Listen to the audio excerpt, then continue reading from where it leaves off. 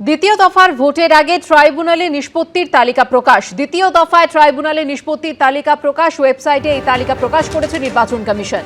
ট্রাইব্যুনালে চিহ্নিত কতজন বৈধ ভোটার দ্বিতীয় দফায় ভোট দিতে পারবেন স্পষ্টভাবে কোনো সংখ্যা জানায়নি নির্বাচন কমিশন।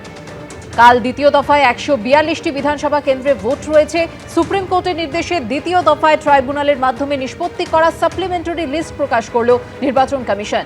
নির্বাচন কমিশনের ওয়েবসাইটে ওই তালিকা প্রকাশ করা হয়েছে। তবে কত সংখ্যক নাম যুক্ত হয়েছে সেই সংখ্যা নির্বাচন কমিশনের তরফে জানানো হয়নি।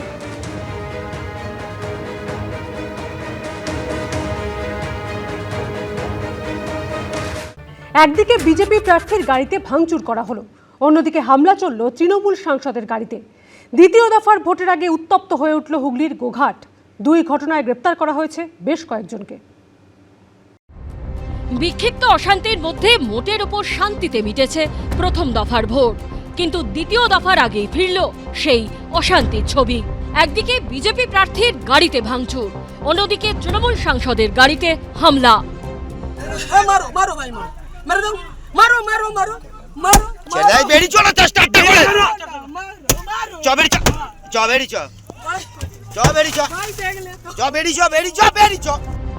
একই দিনে একের পর এক ঘটনায় রণক্ষেত্রের চেহারা নিল হুগলির গোঘাট। সোমবার সকালে বিজেপির প্রচার ঘিরে উত্তপ্ত হয়ে ওঠে গোঘাটের বর্মা এলাকা। এদিন সেখানে প্রচারে যান বিজেপি প্রার্থী প্রশান্ত দিগার। সেই সময়ই সংঘর্ষে জড়িয়ে পড়েন বিজেপি ও তৃণমূলের কর্মী সমর্থকরা।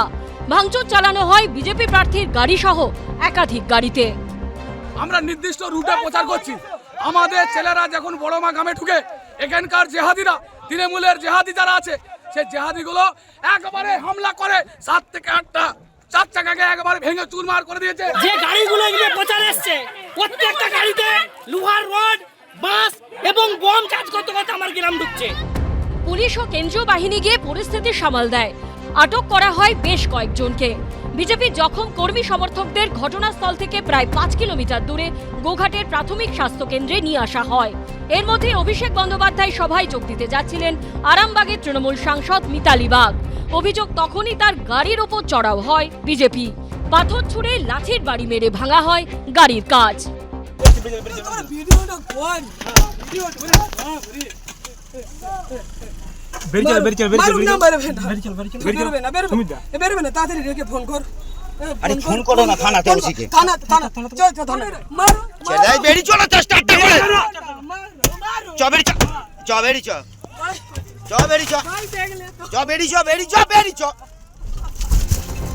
তৃণমূল সাংসদ মিতালি বাগকে আরামবাগ মেডিকেল কলেজ হাসপাতালে ভর্তি করা হয়। গোঘাটে যেখানে বিজেপি প্রার্থী প্রশান্ত দিগারের নির্বাচন কার্যালয় হয়েছে, সেই কার্যালয়ের সামনে দাঁড় করিয়ে গাড়িটাকে লাঠি, তাড়া, গুলি গালাজ, বন্দুক বার করিয়ে সামনে দিকে ঠেকিয়ে কিভাবে গাড়িটাকে ভাঙচুর করেছে আপনারা দেখতে পাচ্ছেন। ইটের ঘায়ে কিন্তু দেখা যাচ্ছে যে এমপি সাংসদের গাড়ির সেই গাড়ি কিন্তু একেবারে ভেঙে গিয়েছে, কাঁচ ভেঙে দেওয়া হয়েছে।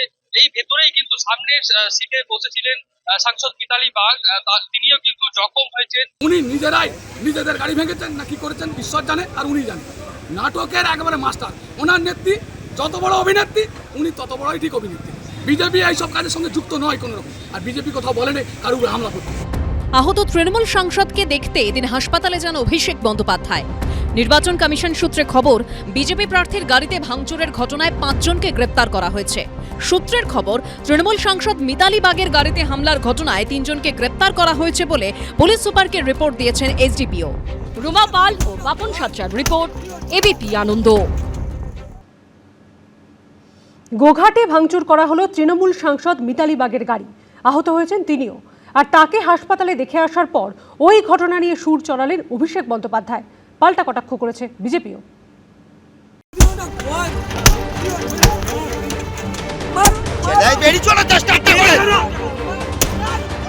দ্বিতীয় দফার ভোটের আর কয়েক ঘন্টা বাকি। এরই মধ্যে আরামবাগের তৃণমূল সাংসদ মিতালি বাগের গাড়িতে হামলা হলো হুগলির গোঘাটে। পাথর, লাঠির বাড়িতে ভেঙে চুরমার করে দেওয়া হলো কাঁচ। মারো মারো মারো মারো, বেরিয়ে চলে চেষ্টা করে। চবেরি চ জখম হয়েছেন তৃণমূল সাংসদ মিতালি বাগ। তাকে হাসপাতালে দেখতে যান অভিষেক বন্দ্যোপাধ্যায়। তারপরই আরামবাগের সভা থেকে হুঙ্কার ছুড়ে দেন তিনি। 4 তারিখে তৃণমূল আরামবাগ জিতুক বা হারুক, আমরা গতবারও আরামবাগ হেরেছিলাম, গোঘাট হেরেছিলাম, খানাকুল হেরেছিলাম, পুরসুরা হেরেছিলাম, কিন্তু উদারতা পার পেয়ে গেছিলে। এবার আমি নিজে দায়িত্বে থাকব। 4 তারিখ 12টার পরে কোন জল্লাদের কত ক্ষমতা আর কার দিল্লির বাবা কাকে বাঁচাতে আসে আমি 4 তারিখ দেখব। এগুলো শুধুমাত্র কর্মীদের চাঙ্গা রাখার জন্য বক্তব্য। কত আদিবাসী মহিলার উপরে অত্যাচার করেছে তৃণমূল কংগ্রেস, কতজন মহিলা ধর্ষিতা হয়েছিল তৃণমূল গুন্ডাদের দ্বারা 2021 সালে 2রা মের পর। এগুলো তো সর্বজনবিদিত। তৃণমূল কংগ্রেসের এই তাণ্ডবের দিন শেষ।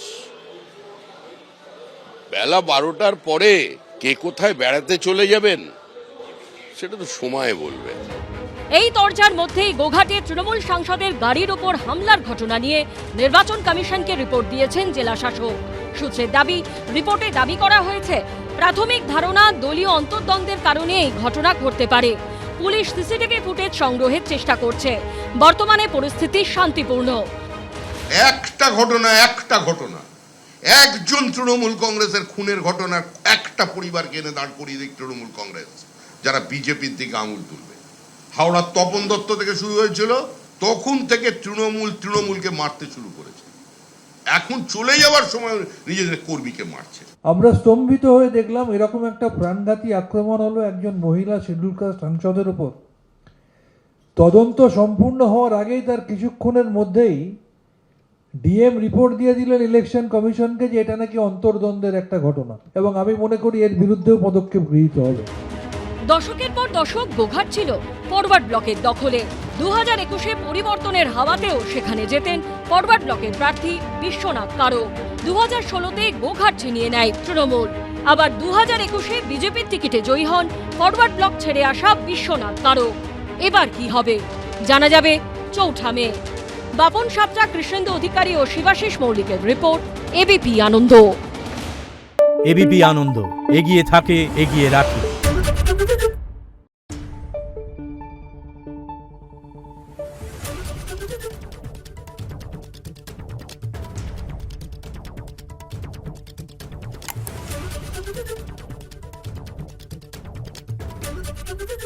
পালিয়েছে তাই নাকি? রাত্রে বাংলা গুজব চায় না, বাংলা খবর চায়। বাংলা খবর, বাংলার খবর।